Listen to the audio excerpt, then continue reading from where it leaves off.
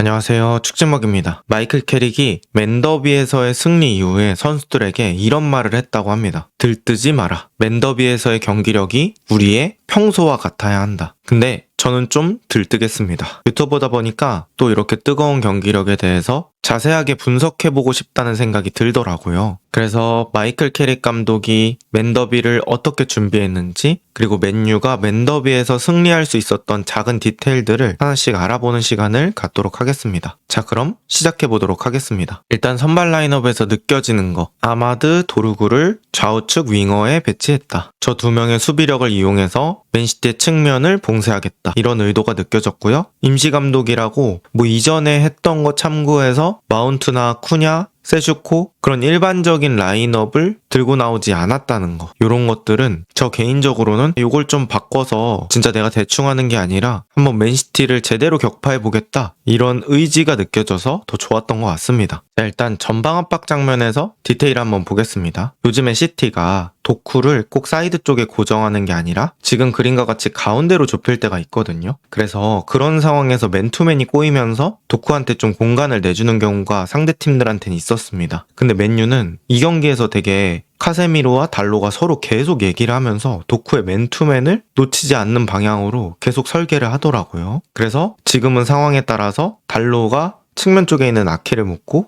카세미로가 도쿠를 마킹하는 그런 상황이 됐습니다. 그리고 전방 쪽의 공격수들은 알레인을 마크하는데요. 알레인이 오른발잡이에요. 사실 알레인이 본인의 오른발로 편하게 아케한테 주는 루트는 지금의 점선과 같은 루트입니다. 사실 최상의 루트는 지금 직선으로 표현한 이 왼발 패스 루트인데요. 왼발이 아니다 보니까 오른발을 써야 하고, 근데 오른발을 쓰려면 이 점선의 궤적으로 했을 때는 아마드한테 차단당할 가능성이 높다 보니까 이렇게 오른발로 안 걸리는 방향으로 패스를 하게 됩니다. 근데 아케가 이 공을 못 잡고 공이 바깥으로 나가버려요. 이 장면은 쉽게 말하면 맨유의 압박 성공이죠. 이런 식으로 맨유는 시티의 빌드업 방향을 왼쪽으로 강제시켰고요. 왼쪽에는 역발 센터백인 알레인과 볼 컨트롤이 좋지 않은 아케가 함께 있으니까 이쪽에서 빌드업이 끊기는 일들이 많았습니다. 여기서 시티가 위쪽으로 올라가는데 시간이 좀 많이 걸렸죠. 그리고 이제 이 장면은 맨유 선발 라인업의 의도를 확인할 수 있는 장면입니다. 지금 보면 아마드가 오른쪽 윙백처럼 내려와서 도쿠를 맨투맨 해주고요. 아마드가 내려오다 보니까 달로는 더 깊은 위치에서 수비할 수 있게 되었습니다. 그리고 달로 바로 앞에 카세미로가 서면서 약간 달로를 보호하는 듯한 그런 수비 형태가 되죠. 이런 부분들은 어차피 우리가 가장 크리티컬한 중앙 공간만 내주지 않으면 된다, 그런 것들이 녹아 있었고, 저는 이제 경기를 다시 보다 보니까 이 달로와 카세미로가 계속 얘기하면서 선수들을 맨마킹하는 게 상당히 눈에 띄더라고요. 그래서 만약에 여기서 도쿠한테 아마드가 뚫리더라도 달로가 다시 한번 수비 기회를 잡을 수 있는 상황이 생깁니다. 맨유는 측면에서 맨시티 윙어들이 공을 잡더라도 계속해서 두 번의 기회를 잡는다, 이런 느낌으로 수비가 진행됐다고 보시면 됩니다. 그리고 또 한 가지 특징적인 부분이 있는데요. 맨유가 이렇게 시티한테 후방에서 압박당할 때 브루노의 위치를 저는 좀 제대로 봤습니다. 근데 브루노가 일정 라인 이상 내려오질 않는 거예요. 원래 같았을 때는 이렇게 빌드업이 안 풀릴 때 브루노가 가끔씩 내려와서 풀어주는 경우가 있거든요. 근데 이번 게임에서는 이거 내가 내려가는 것보다는 그냥 위쪽에서 더 기회를 잡는 게 낫겠다라고 판단을 한 것 같고, 이는 또 캐릭이 좀 주문한 부분 같았습니다. 그래서 카세미루, 마이노와 좀 철저히 분리가 되어 있는 모습이죠. 그리고 이러한 움직임은 결국에 다음 장면에서 이유를 알게 되는데요. 이렇게 오른쪽으로 가다 보니까 시티의 선수들도 같이 맨유의 오른쪽으로 딸려가게 됩니다. 여기서 시티 선수들은 3대3 상황을 만들어서 압박하려고 했지만 브루노가 이렇게 내려오면서 달로에게 패스기를 제공해 줍니다. 이게 바로 브루노가 위에 계속 있었던 이유라고 볼 수 있겠는데요. 브루노가 위쪽에서 프리롤처럼 움직이면서 내려가서 직접 풀어주는 게 아니라 이렇게 간접적으로 패스기를 만들어주는 방식으로 시티 압박을 풀어줍니다. 이렇게 한 명만 움직여도 넓게 보면 4대3 싸움이 되는 거죠. 그리고 여기서 한 가지 아쉬웠던 건 로드리가 좀 시야를 잘 체크하면서 브루노를 잘 따라갔으면 달로가 여기 따라오니까 패스지긴 부담스러우니까 롱킥을 때렸을 텐데 이 로드리의 체킹도 좀 아쉬웠습니다. 어쨌든 브루노가 일정 높이 이상 안 내려가는 거, 이 부분이 저는 맨더비에서 되게 핵심이라고 봤어요. 그리고 제가 전방 압박은 할 거면 같이 해야 된다고 말씀을 드렸던 적이 많은 것 같은데 했는데 이날 시티의 전방 압박 퀄리티가 그렇게 좋지는 않았습니다. 그러니까 뒤쪽에 있는 선수들, 그러니까 포백과 앞쪽 수비형 미드필더 로드리까지 맨투맨이 완전히 딱딱 맞은 상태에서 전방 압박이 들어갔던 게 아니라고 느껴지거든요. 그러니까 앞쪽에 있는 공격수들 뭐 홀란, 도쿠, 세메뇨, 포든 전방 압박을 하는데 뒤쪽은 준비가 안 되어 있다 보니까 뒤쪽에 이런 혼란 상황이 생깁니다. 지금 왼쪽 센터백 알레인이 브루노를 따라 나왔는데 사실 맥과이어는 브루노가 아닌 은베모한테 패스 길이 열렸어요. 저는 여기서 혼란이 조금 더 패스기를 잘 묶어줬어야 된다고 생각을 하는데 사실 혼란한테 이런 압박까지 기대하기에는 시티의 선수단이 너무 얇죠. 만약에 혼란이 이렇게 미친 듯이 압박한다면 시즌 내내 쓰기가 어려울지도 모릅니다. 어쨌든 이렇게 은베모 쪽으로 가다 보니까 뒤늦게 알레인의 빈자리를 채우려던 로드리가 은베모 쪽으로 딸려 나가게 됩니다. 이런 거죠. 그러니까 전방 압박을 미리 맨투맨 걸어놓지 않으면 지금처럼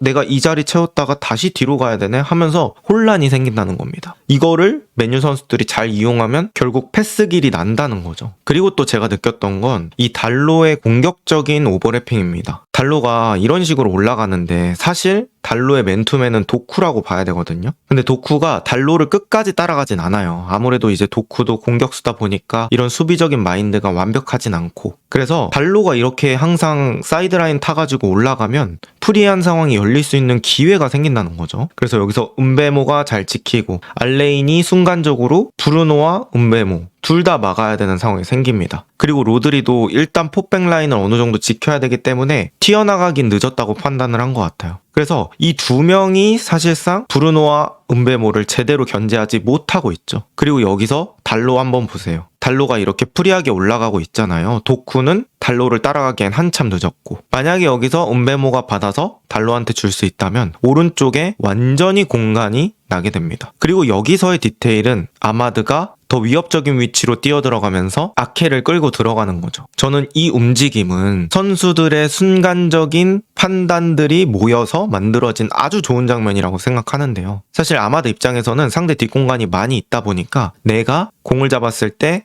더 크리티컬한 위치로 들어가자 해서 이렇게 본능적으로 뛴 것 같습니다. 그리고 달로는 항상 오버래핑을 나가자는 그런 마인드가 있었던 것 같고, 이건 어느 정도 주문이 된 것 같은데요. 그 두 개의 선택이 맞아떨어지다 보니까 아케를 끌고 가는 자연스러운 결과가 나오게 되고 달로는 혼자서 프리한 공간을 사용할 수 있게 됩니다. 그리고 여기서 2대1 패스하는 그런 판단은 이 두 선수의 개인적인 능력이 결합이 된 건데요. 저는 여기서 선수들이 생각을 하면서 축구를 하기 시작하면 이런 무서운 장면이 나올 수 있다라고 생각을 합니다. 그런데 달로가 너무 흥분해서 오프사이드 라인보다 위쪽에 뛰어나가서 공을 잡아서 오프사이드가 됩니다. 사실 여기서 달로의 어떤 판단 퀄리티가 조금만 더 좋았다면 상당히 좋은 장면으로 이어질 수 있었죠. 라인을 넘을 때까지 뛰면 안 되겠다, 이런 것만 체크했으면 더 좋았을 텐데 열심히는 뛰었지만 약간의 축구지능 디테일이 필요했던 장면입니다. 어쨌든 이러한 맨유의 선수들의 약간 능동적인 판단들이 좋은 장면을 많이 만들었던 것 같아요. 자, 여기서도 제가 아까 말씀드렸던 달로와 카세미로 간의 커뮤니케이션이 나옵니다. 도쿠가 지금 보면 사이드백이 이렇게 벌렸을 때 항상 이 안쪽에서 무언가를 만들려고 해요. 그러니까 요즘 도쿠가 좋은 평가를 받았던 이유가 측면에만 고정되어 있는 게 아니라 가운데 쪽으로도 오면서 프리한 움직임을 많이 가져갔었거든요. 근데 이제 맨유 입장에서는 그런 도쿠의 움직임을 막는 게 중요했었는데 달로가 손으로 지시하는 거 보세요. 카세미로한테 형, 도쿠 글로 가니까 막아. 근데 만약에 달로가 얘기 안 해줬으면 어떻게 됐을까요? 카세미로는 지금 도쿠 쪽에 대한 시야를 전혀 확보하지 못하고 있습니다. 시야가 공 주변으로 형성이 돼 있기 때문에 도쿠를 체킹 못했을 거예요. 근데 이런 것들을 팀적으로 얘기를 해주다 보니까 카세미로가 결국 도쿠를 챙기게 되거든요. 그렇게 되니까 알레인이 도쿠 쪽으로 패스를 줄 수 있는 각이 막힙니다. 그리고 맨유가 이쪽으로 몰아세울 만큼 몰아세웠고 결국에는 아케한테 패스가 나가게 되는데 달로가 이미 아케를 막을 준비가 되어 있었죠. 이런 거예요. 그러니까 선수들이 생각하면서 플레이할 수 있게 감독이 이런 동기부여 내지는 집중도를 끌어올려주는 것만으로도 이 수비 퀄리티가 나올 수 있다는 겁니다. 결국에는 알레인이 줄 데가 없어서 아케 쪽으로 가게 되고요. 이 순간 아마드와 달로가 아케가 전진 못하게 막아버립니다. 그리고 여기서는 이제 아케의 개인적인 아쉬움도 있는데 사실 몸을 열면서 잡았으면 더 좋았을 텐데 등진 채로 잡다 보니까 돌아서기 좀 빡셌죠. 그리고 여러분들도 아시겠지만 좁은 공간에 숫자가 많다. 공격보다 수비가 훨씬 더 유리합니다. 야금야금 맨유가 사이드 쪽으로 몰아세우면서 수비를 성공하는 장면입니다. 자, 이 장면도 맨유가 역습 시퀀스를 만들어내는 장면인데요. 일단 시티가 계속해서 맨유를 높은 라인에서 누르려고 한다는 거를 우리가 이해해야 합니다. 그러니까 어떻게 보면 시티의 전방 압박에 대한 반응으로 맨유가 역습을 만들어내고 있고 거기서 시티의 전방 압박 퀄리티가 그렇게 좋지는 않다. 그리고 맨유의 선수들도 그런 상황들을 능숙하게 이용할 줄 안다. 이 두 개의 전제가 깔려있는 장면인 것 같아요. 지금도 아까의 원칙이 좀 유지되고 있죠. 브루노 페르난데스가 일정 높이 이상 내려오지 않습니다. 그리고 여기서 로드리의 프레싱이 살짝 느렸습니다. 제가 느꼈을 때는 로드리가 이 공 오기 전부터 브루노한테 바짝 붙어 있으면서 브루노가 돌지 못하게 만들어야 됐거든요. 근데 접근 타이밍이 조금 늦었습니다. 그리고 리산드로가 이런 식으로 왼발 패스를 하게 되는데 아까 시티가 알레인 때문에 빌드업 못했던 장면과 정반대죠. 알레인은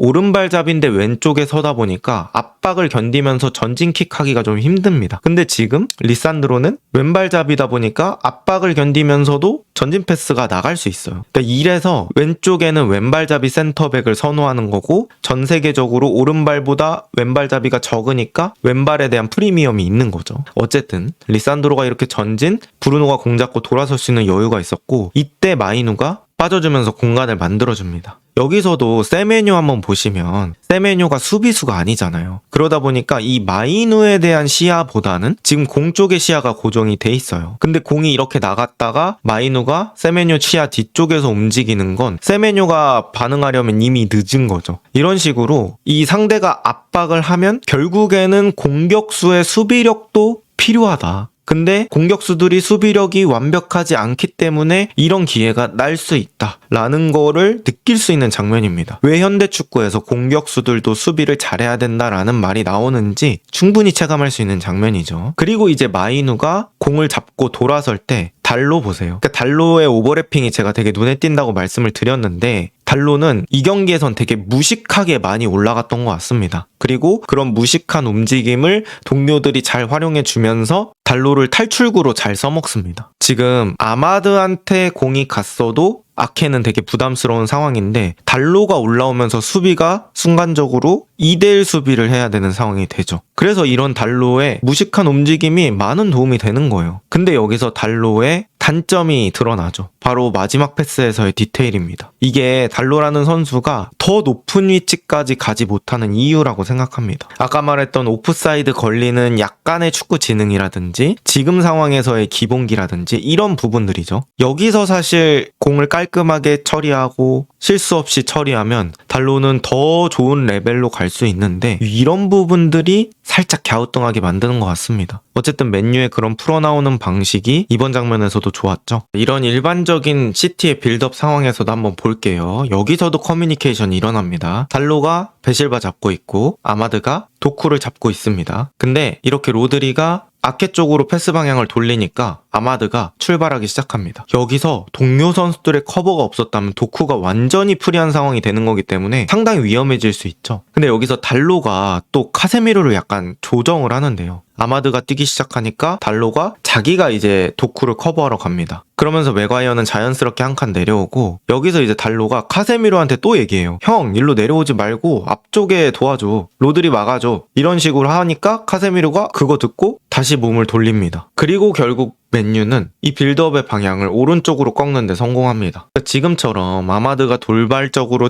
튀어나가더라도 맨유 선수들이 서로 커뮤니케이션 하면 또 이런 식으로 수비가 될 수 있다는 게 보이는 거죠. 지금은 달로가 정신 차려서 카세미르를 올바른 수비 위치에 위치시킨 거 이런 부분들이 결국에는 도움이 된 거잖아요. 저는 이런 것들이 어떻게 보면 팀의 기본이라고 생각을 하고 싶거든요. 그러니까 서로 얘기하는 거, 서로 얘기해서 돌발적인 상황을 같이 대처하는 거. 그리고 달로는 이 상황에서 아씨 아마드 갑자기 튀어나가네. 아 몰라. 이렇게 하는 게 아니라 갑자기 튀어나가더라도 팀적인 움직임으로 커버해주는 거. 그러니까 이런 부분들이 저는 결국에는 잘 되는 팀의 공통점이라고 생각하거든요. 근데 이런 부분들은 결국 저는 동기부여와 관련이 있다고 생각해요. 선수들한테 야, 정신 차리고 뛰어. 생각하면서 뛰어. 열심히 뛰어. 이런 부분들이 지금 이 장면 속에서 나오는 거죠. 지금도 이렇게 팀적으로 막는 장면인데요. 아케가 돌발적으로 전진하는 장면입니다. 이때 아마드는 절대 도쿠를 내버려두지 않습니다. 아마드가 도쿠 체크하고 아케는 올라가라고 냅두죠. 그리고 이 아케를 처리하는 게 달로와 카세미로가 됩니다. 결국에는 아케는 좋지 않은 패스를 하게 되고요. 경기하면서 이 맨시티의 왼쪽 빌드업을 달로, 카세미루, 아마드 이런 선수들이 되게 잘 막더라고요. 그 이유를 보니까 달로가 계속 카세미루를 조정을 해요. 근데 카세미루는 또 그 요청에 잘 따라줍니다. 그러면서 둘이 협력 수비하다 보니까 왼쪽 빌드업이 좀 막히게 되고, 근데 시티는 또 빌드업 하다 보면 왼쪽으로 계속 반복하는 경향이 있었어요. 이런 것들이 시티가 더 깊은 지역까지 전진하지 못했던 원인이 됐던 것 같습니다. 그리고 이렇게 잘 수비를 하면 맨유 선수들은 또 좋은 퀄리티의 역습을 할 수 있었습니다. 그 역습의 중심에는 브루노가 있었고요. 뭐 이런 패스는 저는 경악을 금치 못했습니다. 이렇게 아마드가 주는데 브루노가 사실 반대쪽으로 주기에는 자세가 그렇게 좋지 않았어요. 그래서 여기서 저 반대로 한 번에 때릴 수 있는 거는 오른발 바깥으로 깎아서 때리는 것밖에 없었거든요. 그러니까 뭐 브루노가 왼발잡이면 이렇게 주기가 쉬운데 오른발잡이잖아요. 근데 그걸 안 잡고 깎아서 주더라고요. 사실 잡고 줬으면 또 타이밍이 애매해졌을 거거든요. 왜냐면 또 잡고 주면 돈나루마가 나올 것도 어느 정도 대비를 해야 되다 보니까. 근데 이걸 안 잡고 차버리니까 돈나루마도 나오기가 어려웠던 거죠. 그러니까 이런 브루노가 있다는 게 맨유의 어떤 선수비 후역습 전술을 더 극대화시키는 것 같았습니다. 그리고 또 도루구도 이 기차 풀백이라고 제가 얘기를 하는데 이 기차처럼 위아래를 되게 왔다 갔다 잘해줘요. 엄청나게 많이 뛰면서. 그러다 보니까 은배모만으로는 부족할 수 있는 그런 숫자를 한 명 더 더해주면서 시티에게 부담을 많이 줬다. 그리고 시티는 결국에는 점유가 잘 돼야 체력을 덜 쓰는 모델이죠. 왜냐면 위쪽에 많이 올려놓고 공 돌리는데 거기서 뺏기면 계속 역습 수비해야 되잖아요. 근데 아까 이런 식으로 맨유가 수비를 잘하다 보니까 시티가 점유가 계속 안 됐고 결국에는 이런 카운터 상황이 많이 나오면서 시티의 체력이 점점 소모되고 후반전에는 2번의 실점을 하게 된 것 같습니다. 자, 이렇게 맨더비전 수비 디테일에 대해서 잠깐 얘기해봤는데요. 만약에 이 풀경기를 보면서 하나하나의 포인트를 다 얘기를 했으면 영상 길이가 너무 길어질 것 같은 거예요. 그래서 어느 정도 여러분들이 보실 수 있을 만큼의 길이를 한번 만들어봤고, 뭐 만약에 이런 영상이 반응이 좋다고 하면은 제가 또 다음 영상도 한번 준비해볼 수 있도록 하겠습니다. 아무래도 새로 온 감독이다 보니까 되게 흥미로운 포인트가 많더라고요. 이렇게 마이클 캐릭의 첫 경기는 매우 충격적이었고요. 이제 다음 경기 아스날전이 또 다른 시험 무대가 될 것 같은데 과연 캐릭이 좋은 모습을 보여줄지 한번 또 기대를 해보도록 하겠습니다. 이번 영상은 여기까지입니다. 좋은 하루 보내세요.